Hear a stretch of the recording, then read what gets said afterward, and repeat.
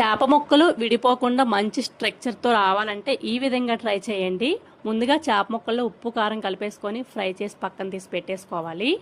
Stove పై కళాయి పెట్టి oil వేసుకొని ఉల్లిపాయ ముక్కలు, పచ్చిమిరపకాయలు, కరివేపాకు, సాల్ట్ యాడ్ చేసుకొని బాగా ఫ్రై అయిన తర్వాత జీలకర్ర, ఆవాలు, అల్లం, వెల్లుల్లి, టమాటా మిక్సీ పట్టేసుకొని ఫ్రై అయిన ఉల్లిపాయ ముక్కల్లో యాడ్ చేసుకొని పసుపు, కారం కూడా యాడ్ చేసుకొని మంట మీడియం ఫ్లేమ్లో పెట్టుకొని ఆయిల్ పైకి తేలేంత వరకు ఇలా ఫ్రై చేయాలి. నెక్స్ట్ ఇందులోకి చింతపండు పులుసు పులుపుకు తగ్గట్టు యాడ్ చేసుకొని ఒకసారి బాగా కలిపేసుకొని ఆ మరుగుతున్నప్పుడు ఇందులో ఫిష్ కర్రీ మసాలా కూడా 1 స్పూన్ యాడ్ చేసుకుంటే ఇంకా రుచిగా ఉంటుంది పులుసు.